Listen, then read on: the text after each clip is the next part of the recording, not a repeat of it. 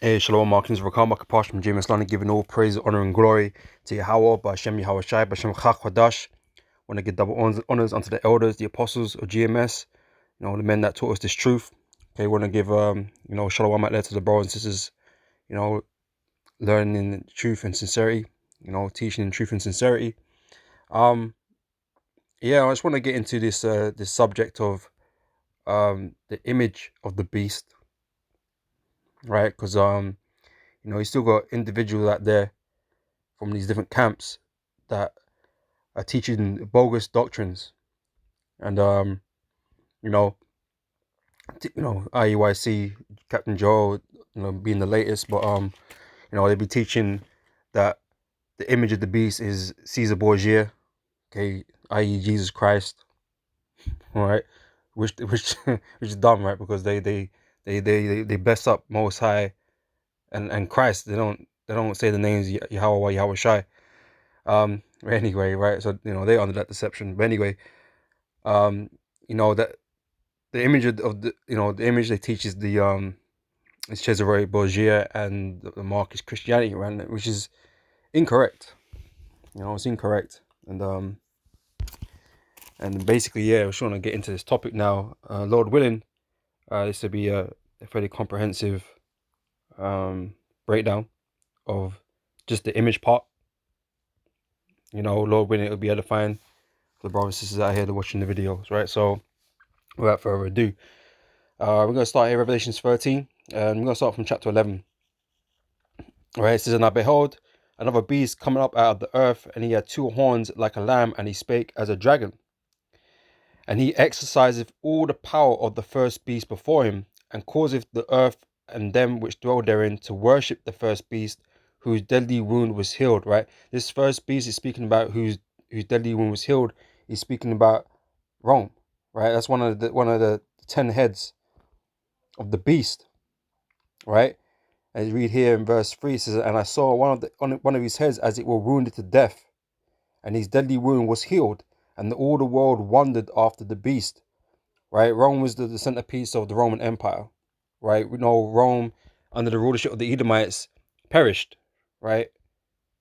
It lost its standing in the world. Right? And Esau got pushed into obscurity for 1,000 years.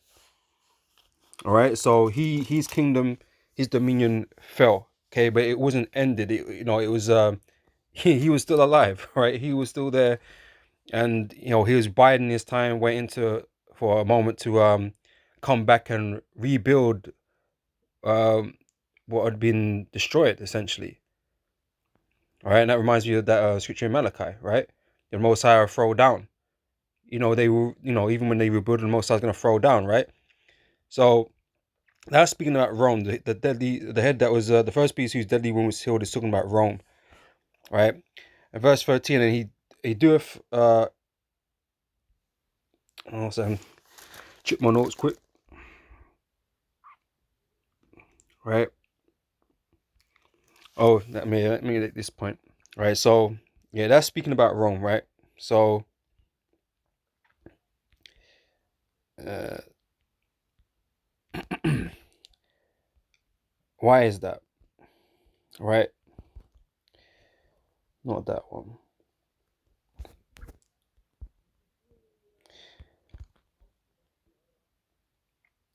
because it said they wandered after uh, Rome, right? The head that was wounded, right? Why is that? Because even today, Esau still promotes the achievements of Rome in his society, right? And there's a reason for that, man, because he's built his society based on Rome. Okay, you might have, made a few tweaks here and there, but this civilization or this rulership is based off the Roman Empire, right? It says, "Why is the Roman Empire given so much praise?" It says, "I know that it is the empire that lasted over 1,000 years, but longevity alone is not the only thing to take into account. to take into account um, about what made an empire great. It did not have the largest conquered land in history, and I know that it is well known for its advancements in military during that time, such as military ranks, superior strategy, strict discipline, and unit cohesion. But why is the Roman Empire, still given a lot of praise when other empires exist during that time and even after, which managed to gain influence and prosperity of their own, such as the British Empire, blah blah blah blah, which is all that's them, Esau coming back, right? So they managed to colonize the most land ever.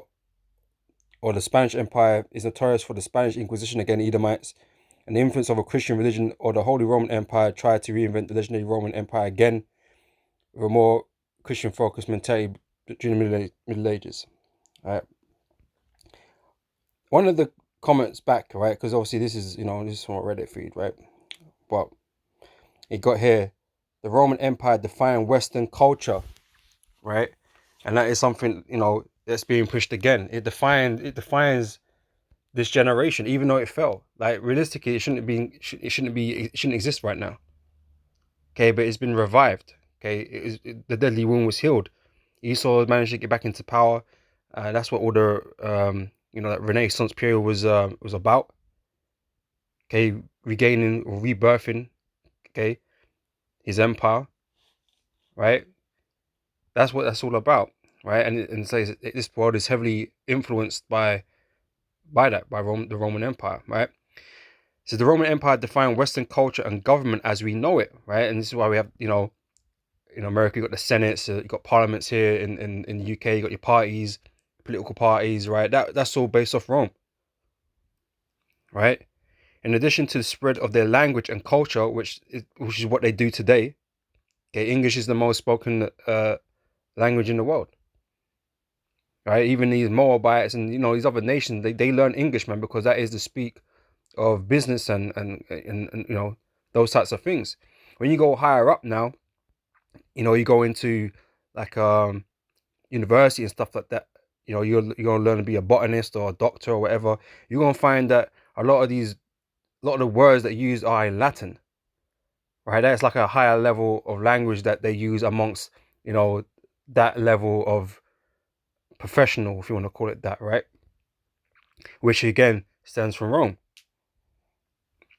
All right, it says to the spread of the language and culture, the Romans brought with them a far more centralized government, right, which is what we got, right, than those of the conquered.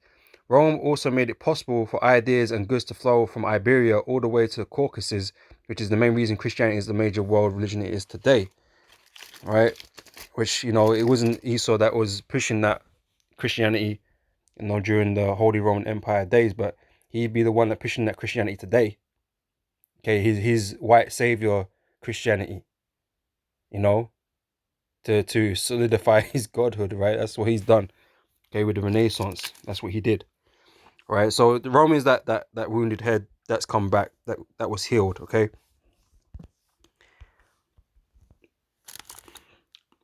Back in verse 12, and he exercised all the power of the first beast before him, and caused the earth and all them which dwell therein to worship the first beast whose deadly wound was healed. And he doeth great works, great wonders, so that he maketh fire come down from heaven on the earth in the sight of men. Okay, and we know that's all going into NATO being able to drop bombs and that on people, but I ain't gonna get into that right now. Okay, we're just gonna focus on the image, right? So down to verse 14 now. So he deceived them that dwell on the earth by the means of those miracles which he had power to do in the sight of the beast. Right? He's been given power in the earth. Okay, he's been given power in the earth.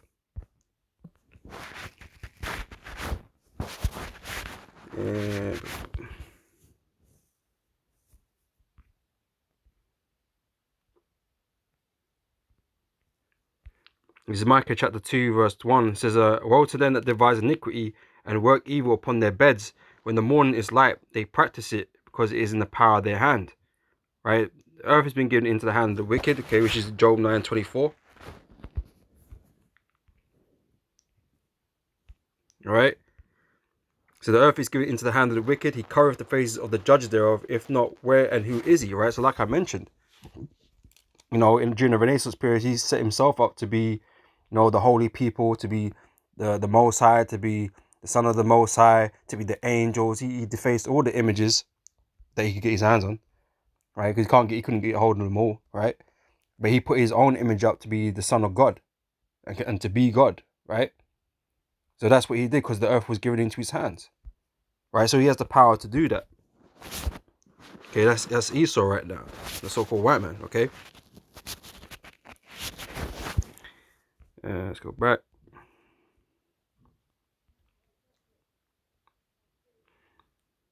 This is saying to them that dwell on the earth that they should make an image to the beast, which had the wound by our sword and did live. Right. So they decided to make an image to this beast, to Rome. Now you can't tell me that, you know, when you look around Esau's world, that he's created right now, that it's not based off Rome, right? All the architecture, like I said, the governance, all these types of things, laws and whatever, right? It all resembles Rome. I'm not saying everything, but there is strong influences in Roman architecture in this place, right? Say the Latins and all this kind of business, right? That Esau puts everywhere in his dominions. All right, it's all part of this image. But let me get into this word. Was it likeness? Was it likeness? Was it?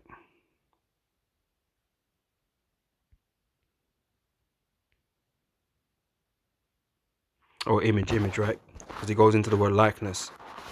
So,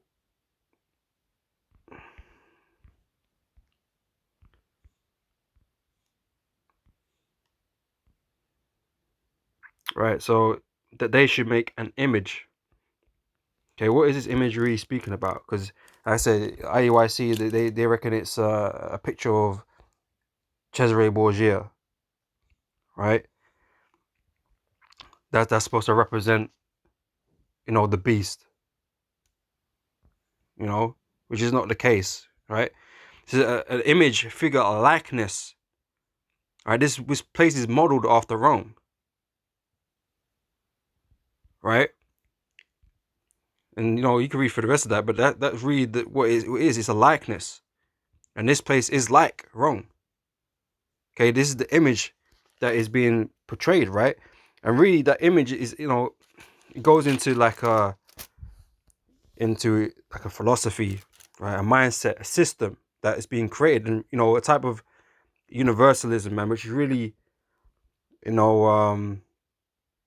really a totalitarian system, okay, under the guise of democracy and whatnot, to sort of, to deceive you in being a part of, right?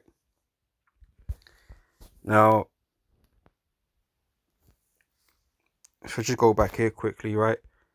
Right, so that image, okay, what the image of Rome, okay, the image of the beast, or this beast, right, is that one world governance, man, that agenda of the NWO, right? Like I said, it's only totalitarianism, man, in the guise of democracy, and but it's a system or thing that they're creating. And if you don't acknowledge or bow yourself down to that or conform to that, well, then there's going to be problems going ahead, which is going to get into, right? But if you don't believe me, the statement I just made, well, let's have a look. Let's have a look at something, right? Let's have a look at something. I typed in the ambition of Rome, right? It says, although Roman ambition came in many flavors, the core drive was to excel and elevate as a collective whole.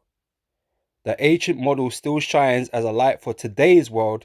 It's still alive and kicking. Like I said, it's the empire that was revived, the kingdom that was revived. Okay, so that ancient model still shines a light for today's world, nudging us to strive for a better tomorrow.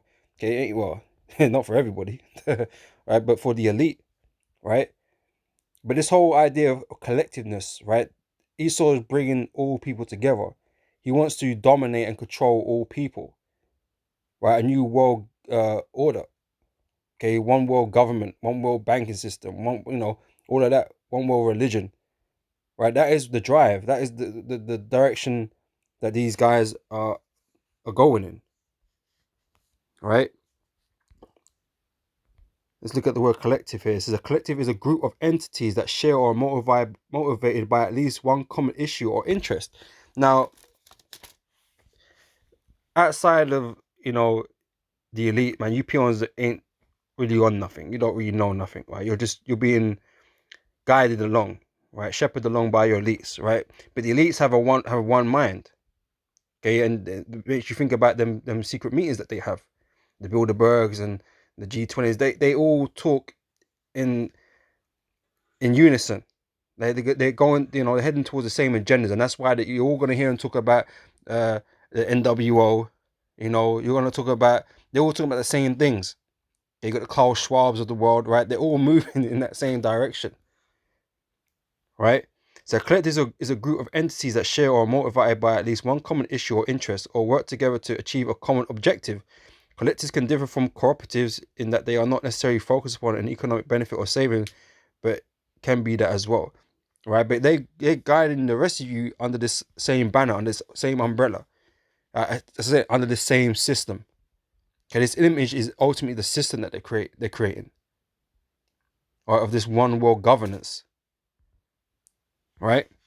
And anybody that's not, like I said, down with that one world governance, man, there's going to be issues, right? You want more proof, more evidences, right? Let's check out the dollar bill right here, right? Because America is the head and pinnacle of this kingdom, okay, of this system that's being created, right? And the dollar bill kind of tells you all, and basically it's going to confirm what I'm saying, right? Because if you look on the dollar bill now, you see all these Latin terms, right? Annuit correctis, novus ordo seclorum, e pluribus unum. What does that all mean? Why is it on the back of the dollar bill? What's all this Latin about? Why ain't it in English? What's all the pyramid about? What's that got to do, with anything? Because ultimately, these ideas and these genders, they go way back. The Tower of Babel and so on and so forth, right? These ideas of one world rulership and domination, and goes way back. Okay, but this is ultimately the agenda that they're pushing. So what do these terms mean? Let's have a look at that, right? But you can see clearly, if I pop that up, annuit coeptis, novus ordo seclorum, and pluribus unum. I think it's on the other one. Is it on here somewhere?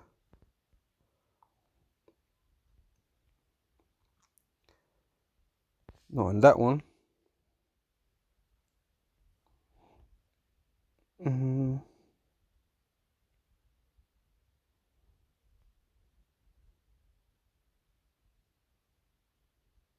Oh, it's on the eagle. Let's see if I can. No, that's gonna be too small. It's on the eagle part of it, right? Pluribus unum is on the eagle part. Let's see if I can find an image of that one.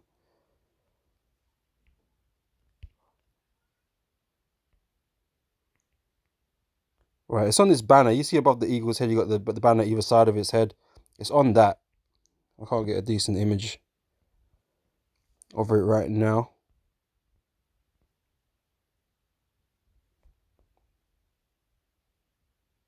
Oh, okay. Let's see. Yeah, okay. So, e pluribus unum. Alright, so what do all these terms mean, man? And I say it's gonna back out everything I'm saying. Okay, that's the agenda, right? So, I've got another tab. Oh no, actually, it might have been the same tab, but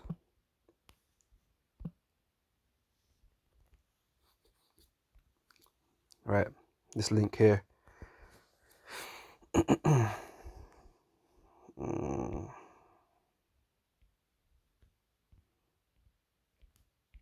Come up.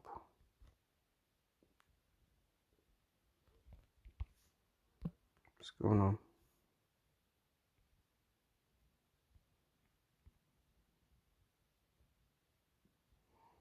All right, we'll do this then, right?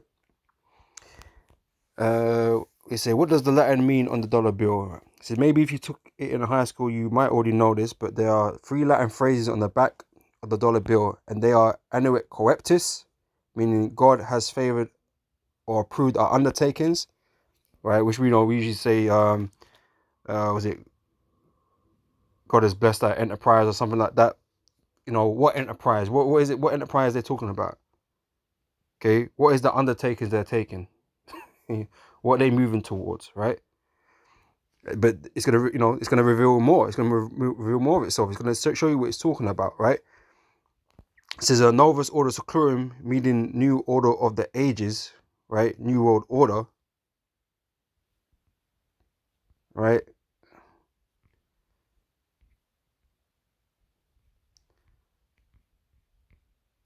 Come on.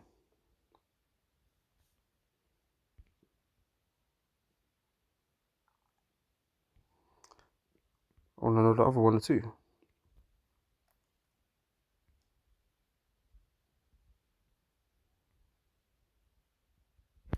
Oh, you're gonna make me type it in instead, isn't it? Oh, yes, luck. Yeah, it's up here. And the pluribus unum, right? Out of many, one, right? They want to gather together all the people under one rulership, right? Under the Edomites, under the elite, right? And like I said, that's the agenda that all these elites and these puppets, these governments, they're all moving towards that. Okay, taking more and more away from you, man. Like I said, like Klaus Schwab said, you will own nothing and be happy, right? But yeah, it's all going into totalitarianism, right? In wickedness under Esau, under the elites, right? They're all pushing towards the same goal, the same agenda, right? And like I say, if you don't plan on conforming to this new world, this image, right, that the system that is created, then you're gonna have problems, right? So that as the evidence is, man. But that's the idea, all right.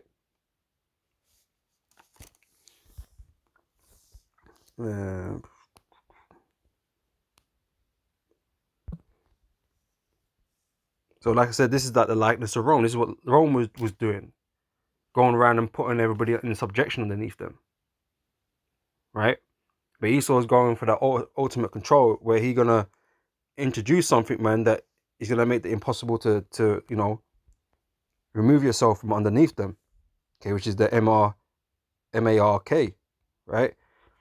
But let me go get Habakkuk chapter 2, because say it's scriptural that the agenda is the same, right? It's Habakkuk chapter 2 verse 5. It says, yea, also because he transgresseth by wine, he is a proud man. Right, he's speaking about Esau. Neither keepeth at home, right? Because he ain't in the land of Edom right now.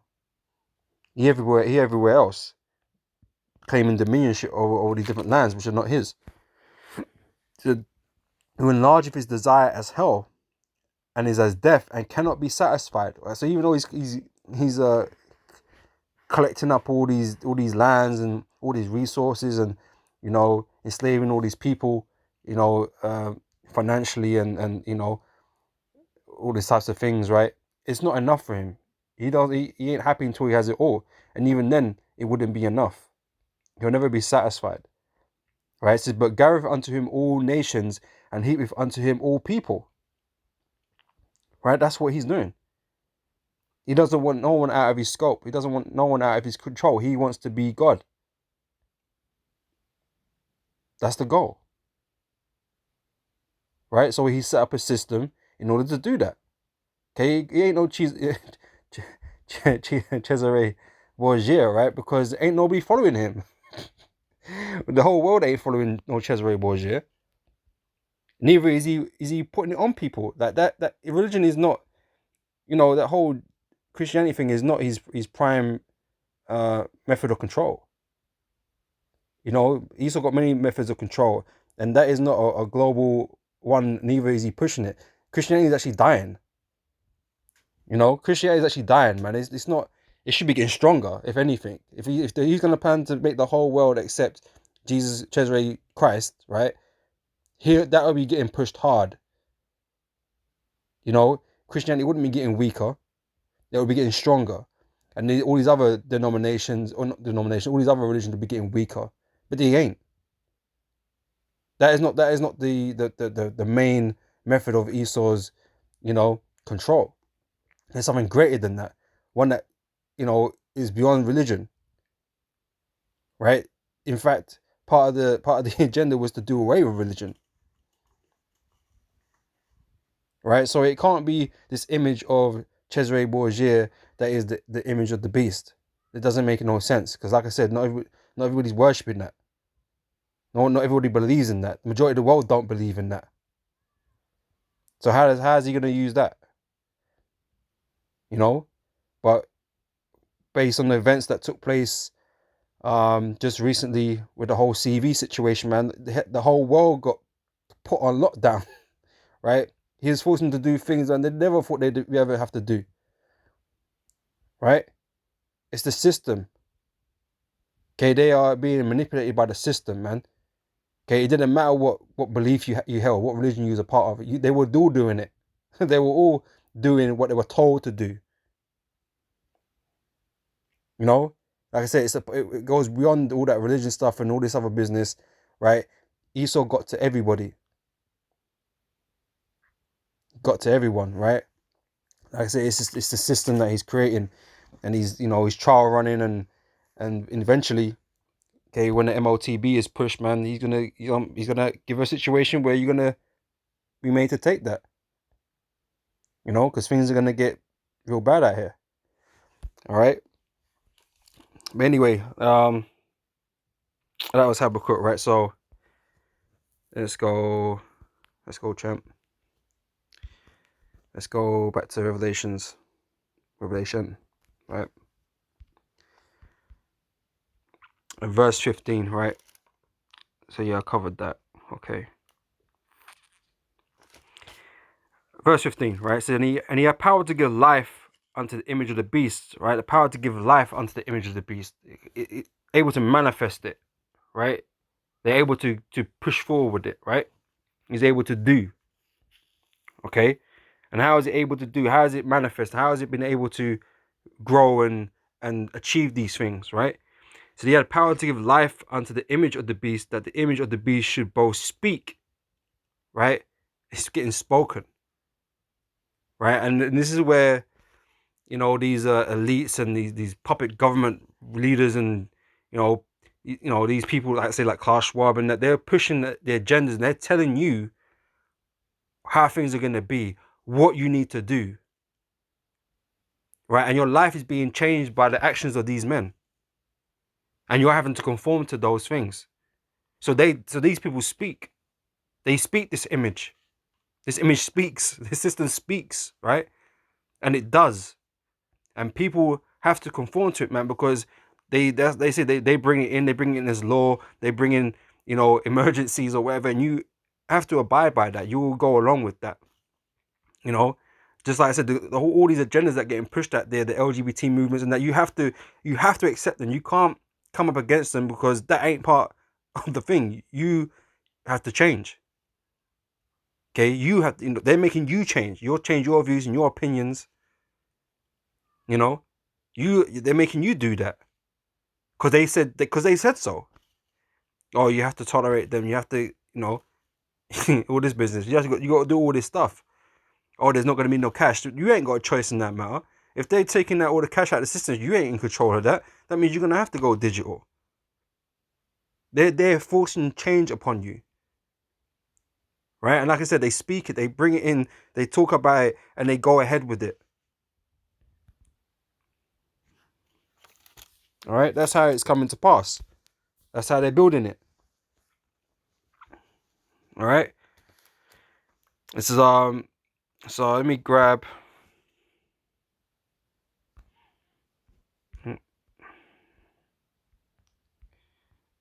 2 Corinthians chapter 11, verse 14. Oops. It said, verse 14, and no marvel, for Satan himself is transformed into an angel of light. Right? These leaders, that they're meant to be, for lack of a better word, role models, right? They're meant to be guiding the people into prosperity, whatever, what the people believe, right? These meant to be our rulers that we are supposedly elect to guide us in the right direction, to deal with our concerns and whatever, right? That's why these, they make you people vote, even though it's BS, because only the agenda gets pushed. Your cares and worries, they don't matter. But yeah, you vote for these people, and they supposed to work on your behalf, supposedly, right? So you think that these as like the good guys, but really these people are the devil. Okay, they're a part of this agenda, right? That's being pushed. Okay, leading you to enslavement, essentially, right? That's what they're bringing you to, right? So therefore, it's verse 15. It is no great thing if his ministers, right? So you got the elites, right, and you got the minister, you got the people with the spokespeople, like say Klaus Schwab's and all them type of guys, right? It says therefore, it's no great thing if his ministers also be transformed as the ministers of righteousness. So they're acting like they're doing all this for your benefit, for your good. Okay, imposing all these changes on you, right? It says whose end shall be according to their works, because really what they're doing is wickedness. Okay, they're setting up a wicked governance, man. I mean, it's been wicked, but it's about to get even more wicked, more complete, right? Once they've collected the people collectively, right? Use that word collective, right? Once they gathered all the people together under their dominion, under their rulership, under this new system that's being created, okay, which is going to involve his MOTB, the MARK, right? Which you read on in Revelations afterwards, right? Once he's done that, man, he's got his complete control. All right.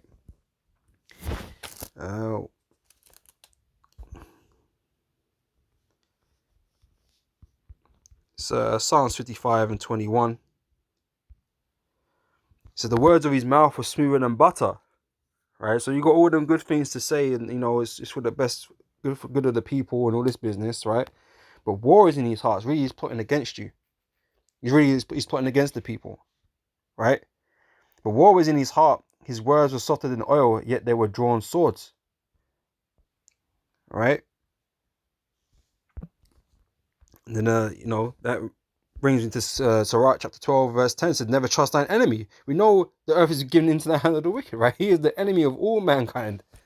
Right? He's the enemy to all people. And we're not supposed to trust Esau, man. He's the wicked the Bible speaks about. Right? So anything he's doing, the agenda he's pushing, right, is not for our benefit. It's for his only. So never trust thine enemy, for like as iron rust, his soul is his wickedness. It says, though he humble himself and go crouching, yet take good heed and beware of him, and thou shalt be unto him as if thou hast wiped a looking glass, and thou shalt know that his rust have not been altogether wiped away. It says, set him not by thee, lest when he have overthrown thee, he stand up in thy place, neither let him sit at thy right hand, lest he seek to take thy seat, and thou at the last remember my words and be pricked thereof, right? So we're meant to, bring this into the forefront of our minds when dealing with this devil. All right, but I want to jump down to the bottom bit, right? Verse 16, an enemy speaketh sweetly with his lips, but in his heart he imagineth how to throw thee into the pit, right? And that's the agenda. That's part of the agenda, right? He's telling you what supposedly sounds like good things, but really he's going to switch on you, man.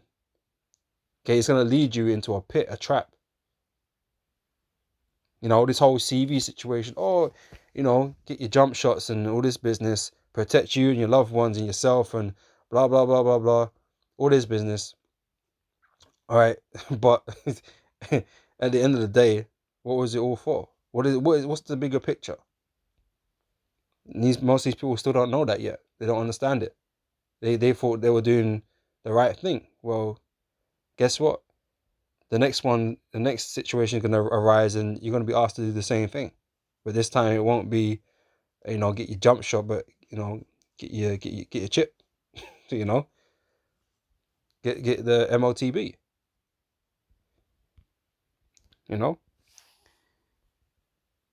So if adversity come upon thee, thou shalt find him there first. It's like I missed the part. Verse 16 again, an enemy speaketh sweetly with his lips, but in his heart he imagineth how to throw thee into a pit. He will weep with his eyes, but if he find opportunity, he will not be satisfied with blood. If adversity come upon thee, thou shalt find him there first, and though he pretend to help thee, yet shall he undermine thee.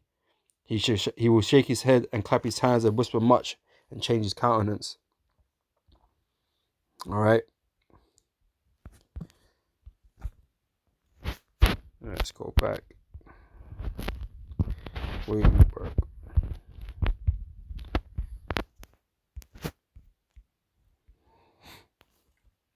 All right. So Revelation 13 and 15 again.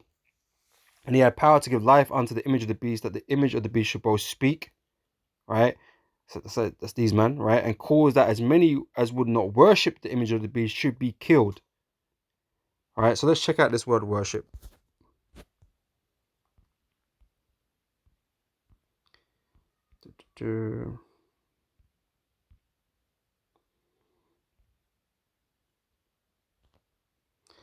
Proskuneo, I guess. Strong's G 4352. Proskuneo. Proskuneo. Right. This is a probable derivative of G2965, so meaning to kiss like a dog licking his master's hand, right? To accept rule dominion, as one's master, essentially, right? When you accept this system that's being put upon this world, okay, you're what do they call that? Conceding. You're effectively bowing down to it, conceding to it, right? Accepting it, conforming to it, right? It says to kiss the hand towards one in token of reverence, right? Acceptance, right? Among Orientals, especially the Persians, to fall upon the knees and touch the ground with the forehead as an expression of profound reverence. You might be begging, to take the MOTB, man, before you get quartered, man. Court-martialed, right? This is in the New Testament, by kneeling or prostration to do homage to one or make obeisance, whether in order to express respect or to make supplication, right? Because you're gonna choose a master effectively, right? Now, those that choose Esau as his master is basically, you've chosen him as your savior, because the times that we're coming into, man, is going to be dire, right? So the people are going to look to want to be delivered from the evil that's coming, right? And Esau is going to be the one to come up with his solutions, right? As he does, problem action solution, right? He causes all of them, right? And you're going to go run into him to receive salvation, man. You're going to accept this system, right? Now, those that don't accept Esau's system, they're going to get put to death. Or, if you're not of the, if you're not of the elect, but if you're the elect, Yahweh Shai is going to come and save you. Now, who would you trust for your deliverance? Are you willing to wait it out and allow Yahweh Shai to come and save you, or are you going to, be faithless and just jump on board with Esau? So you're going to accept his image. You're going to accept his image. You're going to accept his mark. Okay, you're going to accept all of it for those that are not in this truth, man. Okay, it ain't about Cesare Borgia, man. They ain't gonna hold up pictures and all Cesare Borgia, man, and say bow down to it. They ain't gonna do that, man. All right.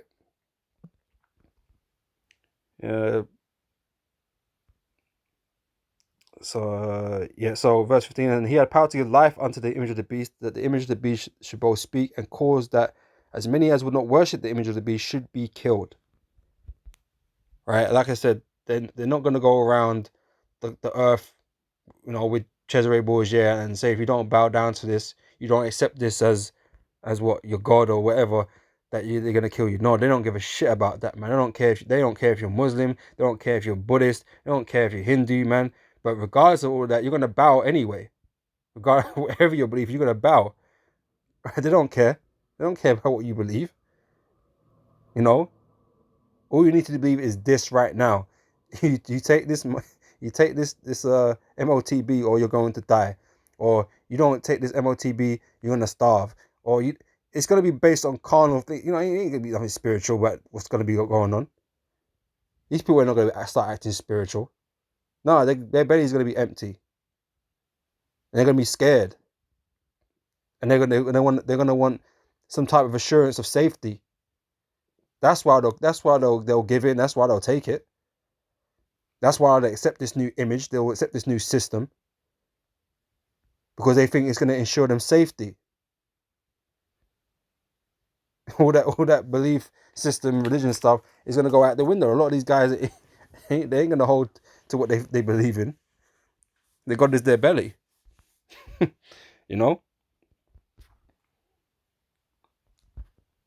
But to add to this, man, just to show you, man, that this is like a repeat, and this is like this things going happening again, right? Esau's in that same mindset of complete control, like one world governance. He's on that. He's been on that.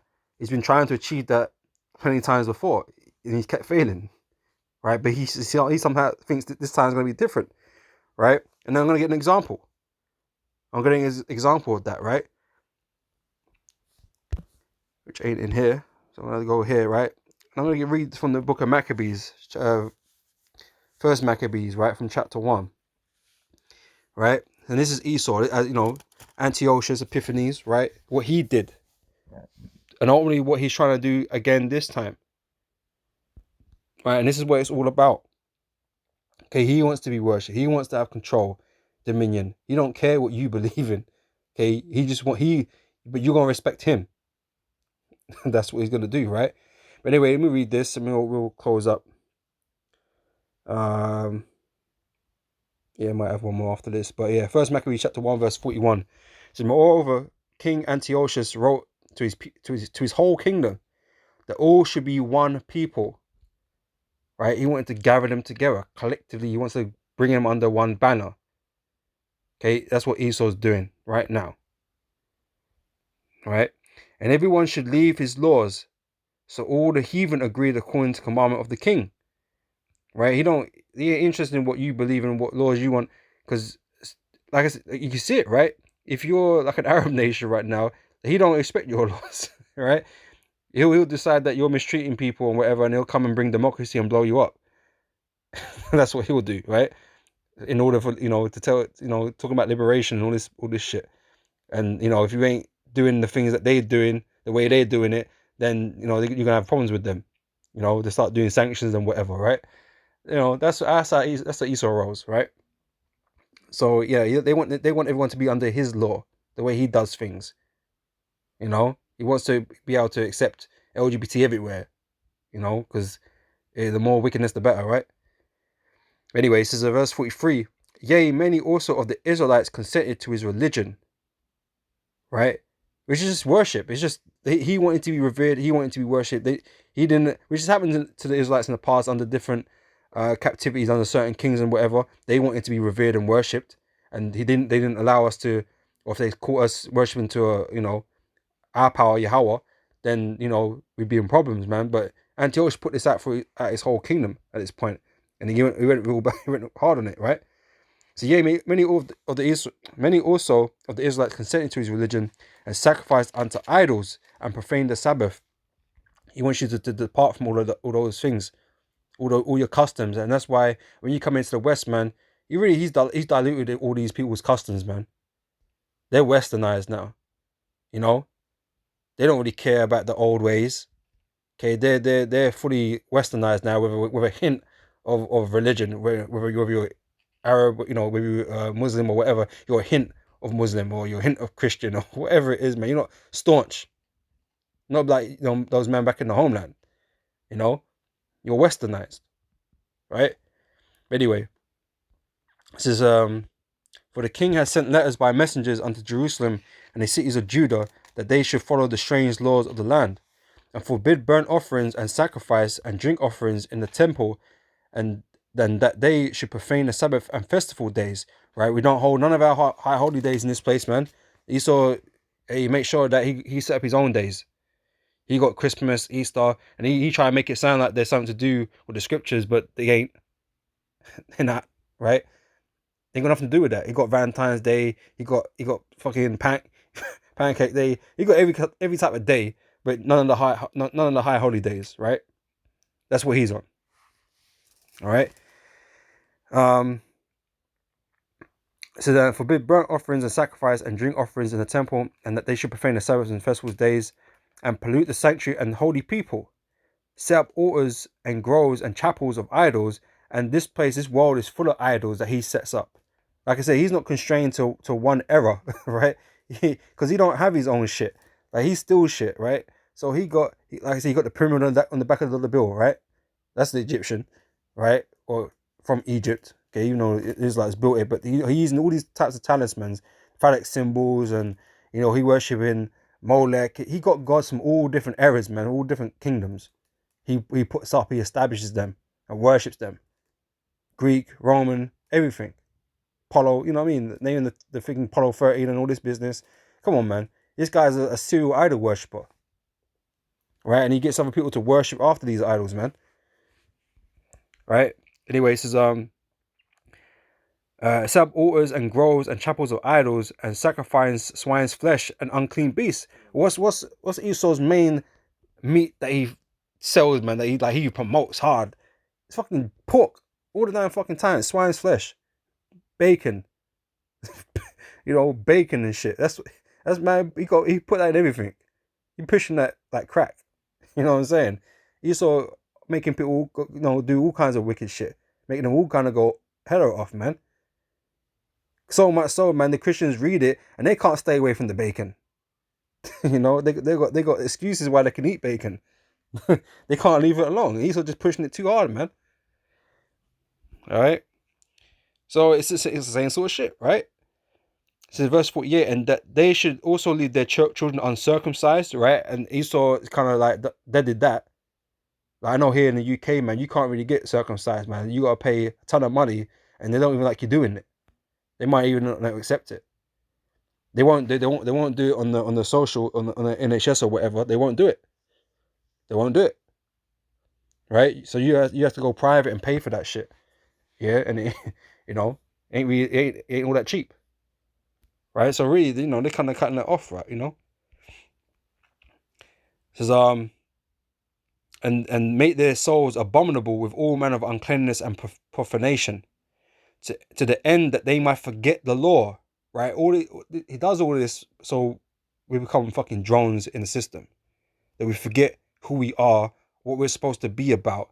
And like I said, it's like all these nations that come here under Esau's, in Esau's nations, right? They don't give a shit about who they were, who their family were, what their family were on. They don't care, man. They're westernized. Okay, like I said, it's part of the image. It's just part of the system. Okay, that he's created. And that he's conforming you to, man. That's why you will go along with it, man, because he said so. Oh, we're all here to get along, and none of this prejudice stuff, and he'll talk all this slick shit. With one community, and all this. He'll talk all the slick shit, man, but he don't really give a shit about that. He just wants your obedience, and that you respect his laws and his ways. That's what he wants. That you respect the image. That's what he wants. That you will do as you're told. That's what he wants. Okay, like I say, you don't care what you believe in as long as you respect, But eventually, he's going to turn all eyes upon himself, man. He wants to be worshipped at the end of the day. Okay, and he's not been able to openly come out and do that yet because, that'll cause a ruckus, man. It's not time for that yet. He needs to assert that dominance over the people first before he can come out and open and say, we are your masters. We are the rulers of this world. All the Rothschilds and that. They can't just come out and do that. Not yet. Okay, but they plan to, right? It says, to the end that they might forget the law and change all the ordinances, right? They change everything that we do. Like I said, Jake just hella westernized. We've been through slavery, beating the shit out of, and we lost ourselves, man. Now we're just blacks, African Americans, and we're just, we live for America. America's great. You know what I mean? You don't know who you are. You don't know what it is you're supposed to be fighting for, or what you're supposed to be fighting against. You have no clue. Right? It's only us that have woken up to this thing that we know what's gone on and what's happening. You know? This is verse 50. And whosoever would not do according to the commandment of the king, he said he should die. Okay, back in Revelation 13. Anyone that would not worship the image of the beast should be killed. Same thing. Esau's just pushing it now, again, you know? But it's nothing what Antiochus weren't trying to do. And Esau's at it again. And he's going to fail again. Right? He's going to get these people with the MOTB. He's going to get the majority of people to take the MOTB. Right? As the scriptures say. You know, he calls it both small and great, rich and poor, free and bond. Let me go back. Right? Revelation 13 and 16 says he calls it all both small and great, rich and poor, free and bond, to receive a mark in their right hand or in their foreheads. Right? And like I said, we teach, you know, that's the RFID or the NFC, right? That thing that's going to be put, because how can and this is the thing, this is the stupid about it, right? Because they'll tell you that, oh, these are nations. iOS will say, oh, these are nations. But how's a nation going to put something in their hand or in their forehead? I don't really get that. You know? And he calls it all both small and great, rich and poor, and free born, to receive a mark in their right hand or in their foreheads, and that no man might buy or sell save he that had the mark, right? Because there's going to come a time where there's going to be a restriction that's going to go out there, and you ain't going to have to buy or sell unless you have this specific item, this specific technology that will allow you to buy and sell, because the whole system is going to get changed. Money, you know, fiat currency is not going to be the system anymore. It's going to change, right? And guess what? You're going to go along with it because you have to stay in the system. It's the system. It's the image. You need to stay in Esau's system. That's what these people are going to do. They'll give anything up to be in the system. For them, well, the majority of people will give up anything to be in the system. You know, to stay in the matrix. You know, that's what it is. All right. So I had one more. Bookmarks. It's Psalm 73 and verse 20. Because when I was reading this again, this scripture popped back in my mind. I ain't read this scripture in ages. Right? And it says here, right, Psalm 73 and 20, as a dream when one waketh, so, O Lord, when thou awakest, thou shalt despise their image. Now, we used to break this down as, you know, Esau going to get done away with, right? We ain't going to see Esau again. He's leprous ass. We ain't going to see him again after 1,000 years, man. But it's everything about them. It really is everything about them. Their image. Everything they stood for. Everything they were about. Like I said, that you apply to this system that he's creating now. Their image is going to be disappeared. The way the Edomites think and behave and everything, what they were planning, that's going to go. This, because like I said, they ain't going to fulfill their enterprise. Most are going to interrupt it, right? And they're going to get put in chains. They're going to get enslaved. What they were planning to do to the people is going to happen unto them. Okay, and they're going to be in complete subjection. All right, and then one day, after the 1,000 years are done, they're going to be destroyed. And like I said, everything about them is going to disappear. Their wicked ways, everything's going to disappear on that day. Right? So as a dream when one waketh, so we're going to wake up one day, man. You know, also, and they're not going to be around. Right? So as a dream when one waketh, so, O Lord, when thou awakest, so when it's time, when the day of the Lord comes, thou shalt despise the image. He's going to despise everything that they've done. Everything that they've built. Because he's been doing that, man. He said that in Malachi. You know? Even though they should build, the Lord will throw it down. Right? So when the time comes, he's going to throw them down. He's going to despise everything that they've done, man.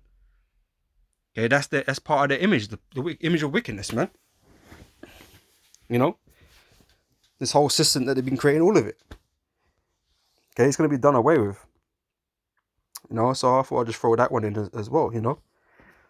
But that's it. You know, Lord willing, like I said, hopefully this was an edifying video, because you know some of the stuff that's coming out of these other cans smiles is ludicrous, you know, and you know, it's our job to set the record straight. Right, 55 minutes, okay. But anyway, I say a lot. This was edifying, and I'll catch you brothers and sisters in the next one, man. So all praise, honor, and glory to Yahweh Shem Yahushai. Double honor to the elders, the apostles that taught us this truth, you know. And shalom, man, to you brothers and sisters out there, man. You know, seeking the truth and sincerity, man. So till next time, I say shalom.